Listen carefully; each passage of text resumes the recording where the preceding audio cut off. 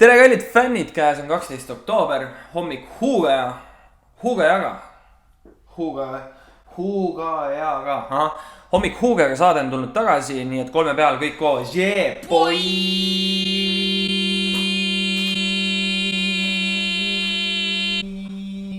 Hommik Huuga on siis saade, kus räägime maailmast toimuvast. Kui on mingi tõsisem teema, ütlen oma arvamuse, saate mõelda, kas mina ajan mingisugust paska. Kui on loll uudis, üritan lihtsalt mingit nalja teha ja contenti luua, eks ole. Aga alustame algusest, kuna mind ei ole nüüd pikalt olnud, siis praeguseks hetkeks on mult väga palju kordi küsitud, kuhu kadusid. Huugaja kolis pealinna. Saad aru, et ma olen Tallinnast. Kasvatas omale habe, hakkas tööd tegema ja ei olnud aega enam contenti teha. Teine küsimus, kas Huugaja on tagasi? Ei tea. Olen mitmeid unetuid öid veetnud rahutult voodis, mõeldes, et kui ma oleks teinud aastast 2017 videos edasi, kas mul oleks juba Kanal 2-s oma saade olnud või collab mingi suure firmaga, mis tegelikult loodust sitaks ja mul on väga öko account on ja. Aga nad saadavad mulle 3 kreemi, nii et all good ja ma teen teile promo. Huugaja saade oli siis teadupärast 2018 veebruar, Formel 1 2018 veebruar ja selle aja jooksul on juhtunud päris palju asju. Selle aja jooksul näiteks surid ära geenius Stephen Hawking, Chadwick Boseman, siis kuulus näitleja Black Pantherist, Grant Imahara müüdimurdjatest, Kobe ja Kiki Bryant, kes surid kopteriõnnetuses. Inglismaa läks Euroopa Liidust välja. Prince fucking Harry läks lossist välja ja elab nüüd tavainimese elu koos Meghan Markle'iga. Kas tavaelu tähendab seda, et nad käivad õhtuti koos maksimas ja hommikul viiakse lapsed Range Roveriga kooli? Ei tea, kas nii tavaline nüüd ka on, eks ole. Siis Trump beefis Iraaniga, peaaegu tuli World War 3 peale seda, kui mingi Iraani võll drooniga maha lasti. Koroona ja lõpetuseks viimane siuke asi, mis oli, kui Huugajat ei olnud, oli see, et Mallukas ja Kardo läksid lahku. Aga alustame saatega. Minu esimene asi, millest ma sooviksin rääkida, on see, et eestlased, te joote ikka päris palju. Täitsa Huugaja uus season on tsensuuriga või?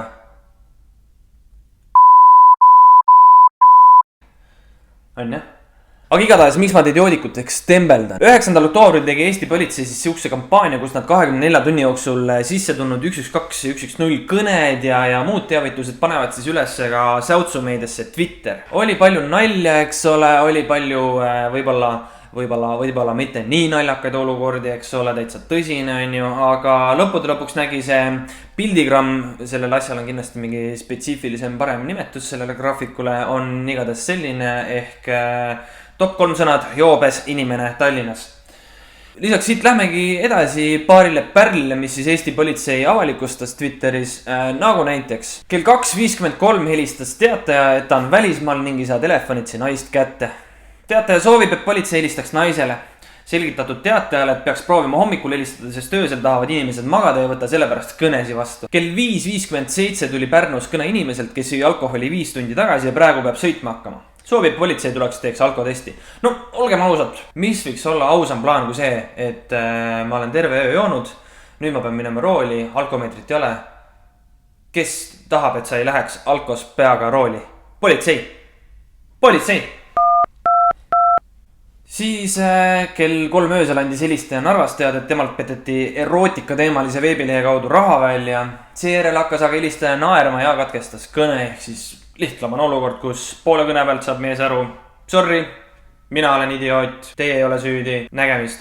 Kell 7.53 andis joobes mees Rae vallas teada, et keegi Kribu tuli talle kallale ja röövis 25 eurot. Kribu, ole hea, anna raha tagasi. Kell 16.51 palus teataja Mustvee vallas politsei abi, sest naaber ei soovi tema juurest lahkuda. Noh, ikka juhtub, kutsud naabrimehe, tule teeme kohvi. Lõppude lõpuks on tulemus käes, ei taha enam lahkuda, vot. Kell 16.21 peaaegu teatas mees Kohtla-Järvelt, et on metsa eksinud, aga ei osanud seletada, kuidas ta sinna sai. Mille peale vastas siis lugejakiri ka, et RMK abiga eemaldati mets ja mees leiti ülesse. RMK ei osanud selgitada, miks seal üldse metsa alles oli. 11.52 andsid 2 last Tartus teada, et teised poisid sülitavad nende pihta ja löövad neid. Teatajad ootavad koolimaja ees politseid ja lehvitavad, kui patrull saabub. see on nüüd natukene kahtlane, muidugi ma olen siin vanema generatsiooni mees, eks ole, meie ajal olid asjad teistmoodi, aga kui meil õpetaja tuli vahele ja võttis natist kinni, siis oli game over. Ma tahaks nagu arvata, ma ei tea loomulikult, aga vaadates tänapäeva ühiskonda, siis mul on tunne, et tänapäeva lapsevanemad, kui peaks õpetaja võtma natist kinni, siis see vanem lendab kooli ja tema tahab teada, miks võeti tema poisid juusest kinni. Miks? Ei, tegelikult ka see on siuke olukord, kus tegelikult oleks võinud poisid öelda õpetajale, õpetaja tuleb sinna ja ütleb neile konkreetselt, et miks te fucking sülitate, see on fucking rõve ja see on fucking rõve. Aga ma arvan, tänapäeval ei julge õpetajad ka väga niimoodi peale lennata igasuguste asjadega, et ehk siis ööpäevaga käis läbi vähemalt Twitteri voost läbi neil 690 teadet. Seda nad teevad nüüd ainult korra aastas, kuigi ma ütlen ausalt, tehke seda korra kvartalis. See on ülihea nagu campaign näitamaks inimestele, mis politsei töö nagu on, eks ole. Näitab taaskord natukene siukest inimlikust politsei poolt, mis on alati väga teretulnud. Nii, aga paar siukest kiiremat uudist ka siia vahele. Kallis kakamine ehk NASA näitas oma $23 miljonit maksvat WC-potti, millega saab kosmosest kakada.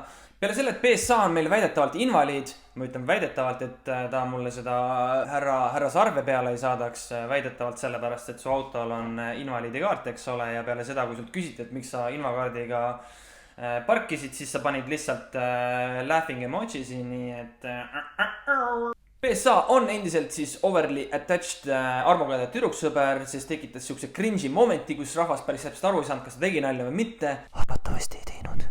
Kes veel ei teadnud, siis seda on käinud see juures laulutunnis, on ju? Jaa, ma täna just mõtlesin, et huvitav, kas me räägime sellest. Sa ära mõtleda peale nii palju, ma ütlen sulle. Tehti video, kus pandi täitsa tavainimesed 10 meetri kõrgusele puki peale ja öeldi neile hüppa pommi off.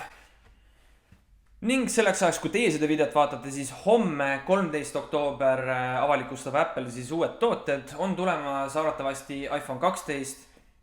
No shit. Aga iPhone 12, 12 Pro, 12 Pro Max ja 12 mini oodatan uut sinist värvi ja uuel iPhone'il kindlasti on ka Wi-Fi. Kuid nüüd, head sõbrad, on aeg kätte jõudnud. Meil on vaja ära anda nädala vakstupea auhind.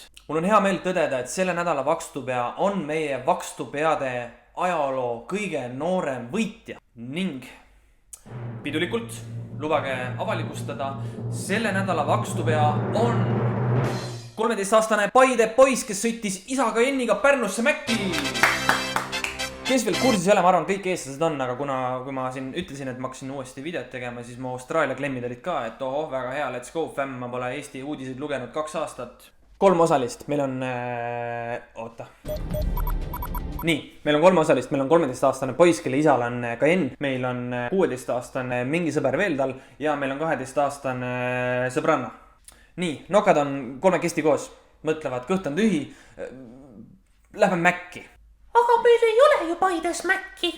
No, Paides pole, aga ma võtan papsi Porsche ja pautame Pärnusse. Mõeldud tehtud, panid auto täis, võtsid kasuisa Porsche Pärnusse, sõid kõhud täis, tulid tagasi ja siis nad jäid vahele siis erasuperbile, kes andis neile peatumismärguande, mida nad aga eirasid, kuni lõpuks asi kulmineerus nii kaugele, et 13-aastane kutt, nõrk teekäik ilusti sees Porschel ja vana lihtsalt paugutab 2 sotiga. Sellest on isegi video, see on Elu on GTA lihtsalt, kus on sul politseiautode blokaadid ees ja poiss teadis, mis teeb. Politsei kasutas oma vana head trikki, milleks on siis kõrvalt tuppa tulemine Superbiga ja tuli nii hästi tuppa, et lõppude lõpuks saadi Porsche siis peatuma. Õnneks midagi halba ei juhtunud, ma lihtsalt tahan mõelda seda kõneöösel sellele kasupapsile, kes siis väidetavalt on Paide linnavolinik, kellele lihtsalt sümboolselt helistatakse varahommikul, et tere, helistame teile Eesti politseist. Ega teil juhuslikult automaja eest kadunud ei ole? Ei tohiks nagu olla. Ei, no ei tohiks see, aga kuule seda. Ehk 13-aastane poiss Paidest, kes väikse purksi eest eludega riskis. Palju õnne, sina oled meie uue hooaja esimene nädala vakstupea. rahvastikuminister Riina Solman ütles, et Eestis vaevleb depressiooni all ligi 75 000 inimest, kelle hulgas on siis ka väga palju lapsi ja noori. Eelmisel aastal otsis siis 10 000 inimest kliiniliselt psühholoogilt või psühhoteraapiast abi, mis on ääretult tore, sest et ühiskond on hakanud üha rohkem nii-öelda sellest arutama ja seda võtma kui tavalist asja, mitte seda, et sa ütled, et sul on nüüd depressioon ja sulle öeldakse, et aga tõmba normiks. Võib-olla ma räägin lolli juttu, sest ma olen idikas, nagu ma räägin siia lihtsalt seda juttu, mis mulle sülg suhu toob, eks ole. Aga ma tahaks nagu arvata, et meie Põhjamaal, kus meil läheb sellisel ajal nagu päris varakult pimedaks, siis see mõjub tegelikult siuksele mental health'ile ka piisavalt palju, et mina tundsin ka siin.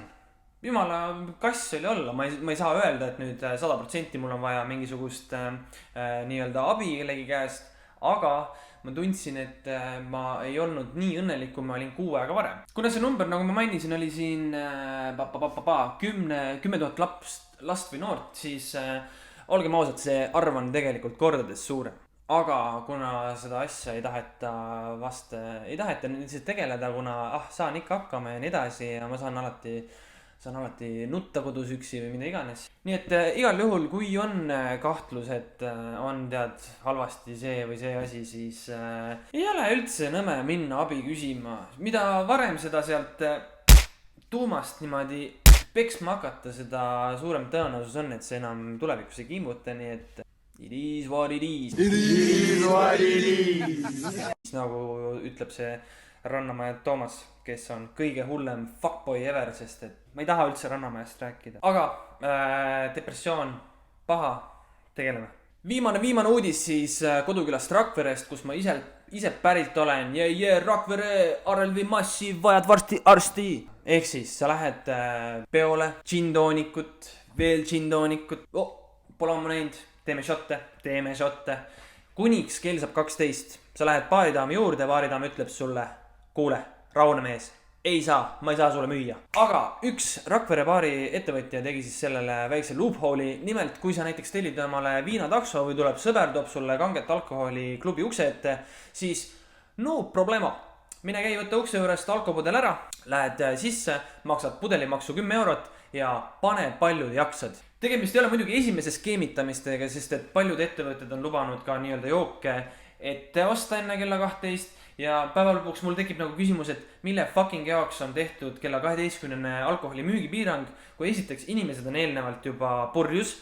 Nad juba nii-öelda seal musitavad ja embavad, kes kaklevad, kes leidis uue kaaslase, kas uuel kaaslasel on nüüd koroona või mitte, seda näitab aeg. Ja siis pannakse mingisugune kella 12 müügipiirang, mis annab võimaluse ettevõtjatele loomulikult asjadest kuidagi kõrvale vaadata. Ehk siis taaskord olukord, mis tegelikult ebaseaduslik ei ole, aga samas sellisel ajahetkel ei ole viisakas ka. Ehk nagu ma ei oska seisukohta võtta, nagu samas tahaks muidugi siin olla nagu hea inimene ja mõelda, kui nõme on ettevõtja, kes lubab ikka kanget alkoholi peale 12 klubisse sisse tuua. Samas ma tahaks olla jälle see vend, kes ütleb, et sellest pole sittagi tolku, sest et eelnevalt on ikkagi inimesed juba oma pisikuid seal ikka täie raha eest mõjutanud.